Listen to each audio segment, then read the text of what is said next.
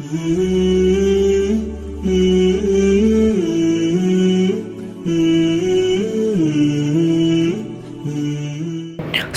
عليكم ورحمة الله وبركاته. الحمد لله ونستعينه ونستغفره ونؤمن به ونتوكل عليه ونعوذ بالله من شرور أنفسنا ومن سيئات أعمالنا من يهدي الله فلا مضل له ومن يضلله فلا هادي له ونشهد أن لا إله إلا الله ونشهد أن محمدا عبده ورسوله. أما بعد فقد قال الله تبارك وتعالى في القرآن العظيم الفرقان المجيد بعد أعوذ بالله من الشيطان الرجيم بسم الله الرحمن الرحيم. வார்த்தைகளில் சிறந்தது அல்லாஹ்வுடைய வார்த்தை என்றும் வழிகாட்டுதலில் சிறந்தது எம் பெருமாள் நபிகள் நாயகம் ஸல்லல்லாஹு அலைஹி வஸல்லம் அவருடைய வழிகாட்டுதல் என்றும் மார்க்கத்தில் மிக மிக கெட்டது மார்க்கத்தில் புதுமைகளை உண்டாக்குவது, ஒவ்வொரு புதுமையும் வழிகேடு அனைத்தும் நம்மை நரகில் சுண்டு சேர்ப்பதாக எம் பெருமாள் நபிகள் நாயகம் ஸல்லல்லாஹு அலைஹி வஸல்லம் அவர்கள் தனது ஒவ்வொரு சொற்பொழிலும் இந்த மனித சமூகத்திற்கு எடுத்துரைத்தது இந்த நல்ல சந்தர்ப்பத்தில் உங்கள் முன்னால் நான் கூற கடமைப்பட்டுள்ளேன். அன்பிற்குரிய அல்லாஹ்வின் நல்லடியார்களே, இன்று உங்கள் முன்னால் நான் பேச வந்த தலைப்பு ஜுலைபீப் ரலியல்லாஹு அன்ஹு அவருடைய வரலாறு. ஜுலைபீப் ரலியல்லாஹு அன்ஹு அவர்கள் யார் என்று தெரியுமா? ஒரு முறை ஜுலைபீப் ரலியல்லாஹு அன்ஹு வருகிறார்கள் மக்களிடத்தில். மக்களுக்கு அவர்களை அடையாளம் தெரியவில்லை. ஏனென்றால் கட்டையான சகாபி, கருத்த நிறமுடையவர்கள், அலங்கோலமாக இருப்பார்கள், இருப்பதற்கு வீடு கிடையாது, வானம்தான் கூரை, பூமிதான் அவர்களின் இருப்பு, குடிப்பதற்கு ஒரு பாத்திரம் கூட கிடையாது. இந்த நிலைமையில் வாழ்ந்தவர்கள் தான் ஜுலைபீப் ரலியல்லாஹு அன்ஹு அவர்கள். மக்கள் அனைவரும் ஒதுக்கினார்கள், சமுதாயம் ஒதுக்கியது, ஆனால் அல்லாஹ் ஒதுக்கவில்லை. ஏனென்றால் அல்லாஹுவின் மீதும் அவருடைய தூதரின் மீதும் அவருக்கு உள்நோட்டமான ஒரு அன்பு இருந்தது. அந்த அன்பு இருக்கிறதா? அல்லாஹ் விடமாட்டான், அவனுடைய தூதரும் அவரை விடமாட்டார்கள். இதே போன்றுதான் ஒரு முறை அன்பு நபி ஸல்லல்லாஹு அலைஹி வஸல்லம் அவர்களும் ஜுலைபீப் ரலியல்லாஹு அன்ஹு அவர்களும் சஹாபாக்களிடத்தில் வருகிறார்கள். அப்பொழுது அன்பு நபி ஸல்லல்லாஹு அலைஹி வஸல்லம் அவர்கள் சஹாபாக்களிடத்தில் சொல்கிறார்கள், இவர் யார் என்று தெரியுமா என்று கேட்கிறார்கள். சஹாபாக்களுக்கு அடையாளம் விளங்கல, பார்ப்பதற்கு புதிதாக இருந்தார்கள், அறிமுகம் இல்லாதவர்கள்.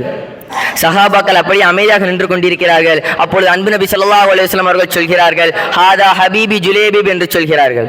இவர்தான் என் பாசத்திற்குரிய, என்னுடைய நேசத்திற்குரிய ஜுலைபீப் என்று சொல்கிறார்கள். அந்த ஜுலைபீபிடம் ஒரு முறை கேட்கிறார்கள், அலா தத்தஸவ்வஜ யா ஜுலைபி, யா ஜுலைபீபே நீ திருமணம் செய்யக்கூடாதா என்று கேட்கிறார்கள். அதுக்கு ஜுலைபீப் ரலியல்லாஹு அன்ஹு அவர்கள் சொல்கிறார்கள், மையு ஸவ்விஜ்னி ஃபித் துன்யா யா ரசூலல்லாஹ், இந்த உலகத்தில் எனக்கு யார் திருமணம் முடித்து வைப்பா யா ரசூலல்லாஹ் என்று கேட்கிறார்கள். என்னிடத்தில் ஒரு தொழில் இல்லை, என்னிடத்தில் ஒரு வருமானம் இல்லை, என்னிடத்தில் எந்த ஒரு பொருட்களும் கிடையாது, எனக்கு யார் திருமணம் முடித்து வைப்பா யா ரசூலல்லாஹ் என்று கேட்கிறார்கள். ஆனால் ஜுலைபீப் ரலியல்லாஹு அன்ஹு அவர்களுக்கு தெரியும், அல்லாஹ் நிச்சயமாக சொர்க்கத்தில் அவர்களுக்கு முடித்து வைப்பான் என்று. அதனால்தான் அவர்கள் சொன்னார்கள், மையு ஸவ்விஜ்னி ஃபித் துன்யா யா ரசூலல்லாஹ், இந்த உலகத்தில் எனக்கு யார் முடித்து வைப்பா யா ரசூலல்லாஹ் என்று கேட்டார்கள். 3 முறை கேட்கிறார்கள். 3வது முறை முடிந்த 4வது முறையும் கேட்கிறார்கள். அன்பு நபி ஸல்லல்லாஹு அலைஹி வஸல்லம் அவர்கள் 4வது முறை கேட்ட பின் சொல்கிறார்கள், உனக்கு நான் திருமணம் முடித்து வைக்கிறேன், உனக்கு நான் திருமணம் முடித்து வைக்கிறேன் என்று சொல்கிறார்கள். இன்ன அன்சாரியுடைய பெண், மதீனாவே மிக அழகிய பெண்மணி, அவளை உனக்கு நான் முடித்து தருகிறேன் என்று சொல்கிறார்கள். நீ சென்று அவரிடம் பொன்னை கேள், அவர் உனக்கு பொன்னே கொடுப்பார் என்று வாக்குறுதி கொடுத்து அனுப்பி வைக்கிறார்கள். இவரும் அங்கு சென்று பொன் கேட்கிறார். அப்புறம் அந்த பொண்ணுடைய தந்தை வருகிறார். அந்த பொண்ணுடைய தந்தை சொல்கிறார், உனக்கு என்னுடைய மகளா, உன்னிடத்தில் என்ன இருக்கிறது, உன்னிடத்தில் என்ன வருமானம் இருக்கிறது, உன்னிடத்தில் என்ன வசதி வாய்ப்புகள் இருக்கிறது, உனக்கு இப்ப என்னுடைய மகளை உனக்கு தர முடியும் என்று கேட்கிறார். அதே நேரம் அந்த பொண்ணுடைய உம்மா வருகிறார்கள். அந்த பொண்ணுடைய உம்மாவும் சொல்கிறார்கள் ஆணவத்துடன், ஜுலைபீபுக்கு என்னுடைய மகளையா, ஜுலைபீபுக்கு என்னுடைய மகளை நான் திருமணம் செய்து தரவே மாட்டேன் என்று சொல்கிறார்கள். போன ஜுலைபீப் ரலியல்லாஹு அன்ஹு அவர்கள் திரும்பி வருகிறார்கள். அவர்களை அனுப்பி வைத்தது யார்? அல்லாஹ்வுடைய தூதர். அல்லாஹ்வுடைய தூதருடைய ஒரு ஏவல், அல்லாஹ்வுடைய தூதருடைய ஒரு கட்டளை, பதில் கொடுக்க வேண்டிய ஒரு கட்டாயம் இருக்கிறது. இருந்தாலும் அந்த இருவரும் அதை புறக்கணித்து விட்டு அவர்களை திருப்பி அனுப்பி வைத்திருக்கிறார்கள். ஆனால் அந்த உள்ளார இருக்கும் அந்த பெண்மணி, அந்த உள்ளார இருக்கும் அந்த குமரி பெண், உள்ளார இருக்கும் அந்த அழகிய பெண்மணி அவர்களுடைய உம்மாவையும் வாப்பாவையும் கூட்டு சொல்கிறார்கள், அத ருத்தானி ரசூலுல்லாஹ். இன்னொரு ரிவாயத்தில் சொல்றாங்க, அது ருத்தானி அம்ர ரசூலுல்லாஹ், அல்லாஹ்வுடைய ஒரு தூதரை நீங்கள் திருப்பி அனுப்பினீர்களா, அல்லாஹ்வுடைய தூதருடைய ஒரு ஏவலை நீங்கள் திருப்பி அனுப்பினீர்களா, நான் அவரை முடித்துக் கொள்ள தயார் என்று சொல்கிறார்கள். அன்பிற்குரியவர்களே, அந்த பெண்மணி எதை பார்க்கவில்லை? ஜுலேபிபுடைய அழகை பார்க்கவில்லை, அவர்கள் கட்டையா நட்டையா என்று பார்க்கவில்லை, அவருடைய வசதியை பார்க்கவில்லை.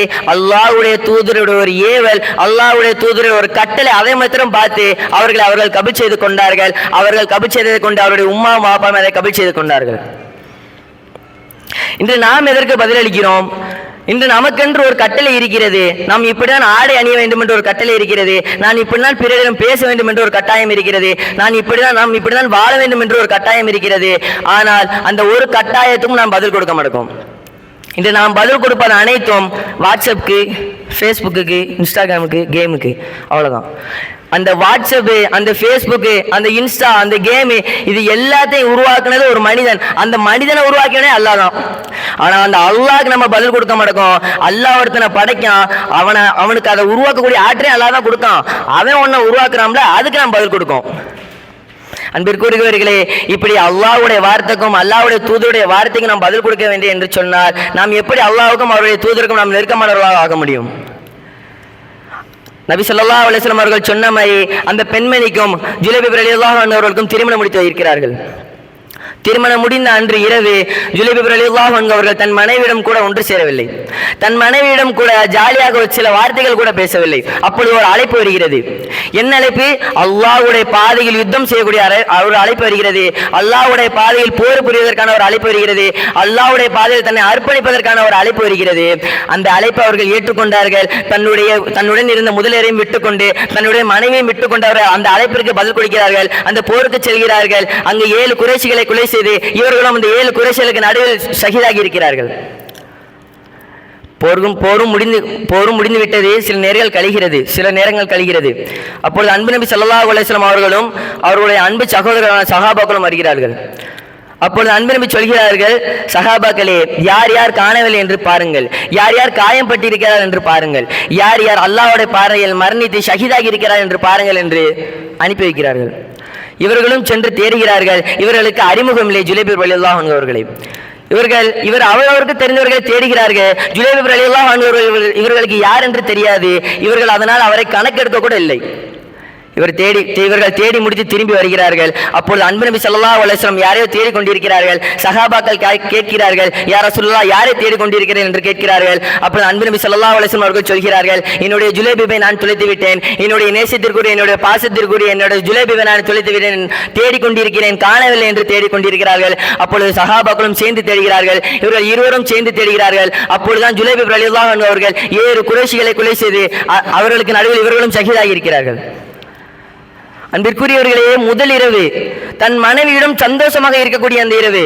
ஆனால் அவர்கள் அல்லாஹ்வுடைய அந்த ஒரு வார்த்தைக்காக அவர்கள் மனைவியும் விட்டுவிட்டு அந்த முதலிரையும் விட்டுவிட்டு போர்க்களத்திற்கு சென்றார்கள். அல்லாஹ் அவர்களுக்கு ஷஹீதை கொடுத்து விட்டான். அன்பிற்குரியவர்களே, இன்று எத்தனை முறை நம் காதுகளில் விழுந்திருக்கும், ஹய்யா அலல் ஸலா, ஹய்யா அலல் ஃபலா, தொழுகையின் பக்கம் விரைந்து வாருங்கள், வெற்றியின் பக்கம் விரைந்து வாருங்கள், அஸ்ஸலாத்து கைரும் மினன் நௌம், தூக்கத்தை விட தொழுகை சிறந்தது, மேலானது. பதில் கொடுத்தோமா? அன்பு சகோதரர்களை, பதில் கொடுத்தோமா? இன்று அல்லாஹ்வுடைய அழைப்பு அதிகமாக இருக்கிறது. குர்ஆனை பிரட்டி ஓதுங்கள், அதை புறக்கணிக்காதீர்கள். ஏனெனில் குர்ஆனில் தான் அல்லாஹ்வுடைய அழைப்புகள் அதிகமாக இருக்கும். அல்லாஹ் நமக்கு எப்படி வாழ சொல்லிக் கொடுக்கிறான் அந்த முறைகள் இருக்கும். அல்லாஹ் நமக்கு வாழ கற்பித்து கொடுக்கக்கூடிய அனைத்தும் அதில் தான் இருக்கும். அதனால் அதிகமாக குர்ஆனை ஓதுங்கள், அதை புறக்கணிக்காதீர்கள். அன்பிற்குரியவர்களே, நம்மிடத்தில் நமக்கு அல்லாஹ் என்ன கொடுக்கவில்லை? நம்மிடத்தில் நமக்கு உம்மாவையும் கொடுத்திருக்கிறான், அல்லாஹ் வாப்பாவையும் கொடுத்திருக்கான். அதற்கு மேல இந்த உலகத்தில் நமக்கு என்ன வேணும்? இருந்தாலும் அல்லாஹ்வினுடைய ஒரு வார்த்தைக்கு நாம் பதில் கொடுக்க மாட்டோம். அல்லாஹ்வுடைய அந்த குர்ஆன் வசனங்கள் கேட்டுக்கொண்டிருக்கிறது. அல்லாஹ்வுடைய அந்த அழைப்பு, அதாவது அந்த பாங் நமக்கு காதுகளில் ஒலிக்கிறது. இருந்தாலும் நாம் அதை புறக்கணிக்கிறோம். நம்முடைய மனதில் என்ன இருக்கு என்னவென்றால், நாம் வளர்ந்த பிறகு பார்த்துக்கலாம், நம் வளர்ந்த பிறகு சகாத்து கொடுத்துக்கலாம், நம் வளர்ந்த பிறகு நன்மை செஞ்சுக்கலாம் என்று இருக்கிறது. ஆனால் அப்படி மாத்திரம் ஒருபோதும் நீங்கள் எண்ணிக்கொள்ளாதீர்கள். ஏனெனில் நாம் வளர்ந்த பிறகு அல்லாஹ் விட்டு தூரமாக ஓடி போகக்கூடிய ஒரு நாட்களும் வரும். அல்லாஹ்வுக்கே நாம் ஷிர்க் செய்யக்கூடிய ஒரு நாட்களும் வரும். இப்போது நம்ம நல்லவர்களாக இருந்தாலும் தீயவர்களாக இருந்தாலும் நாம் வளர்ந்த பிறகு நாம் தீயவர்களாகவும் ஆகலாம். அன்பார்ந்தவர்களே, அதனால் இப்பொழுதே நீங்கள் அல்லாஹ்வுடைய வார்த்தைக்கு பதில் கொடுங்கள். அதிகமாக குர்ஆன்களை ஓதுங்கள். அதில் அல்லாஹ்வுடைய அழைப்பு இருக்கும். அந்த அழைப்பிற்கு பதில் கொடுங்கள். இன்ஷா அல்லாஹ் அந்த மாதிரி அல்லாஹ்வுடைய குர்ஆனுடைய வசனங்களை கேட்டு அதில் அல்லாஹ் நமக்கு என்னென்ன கற்பித்துக் கொடுக்கிறானோ அதன்படி வாழக்கூடிய பாக்கியத்தை வல்ல ரஹ்மான் உங்களுக்கும் எனக்கும் தருவானாக. வாஹிர் தாவானா அல்ஹம்துலில்லாஹி ரப்பில் ஆலமீன். அஸ்ஸலாமு அலைக்கும் வரஹ்மத்துல்லாஹி வபரகாத்துஹு.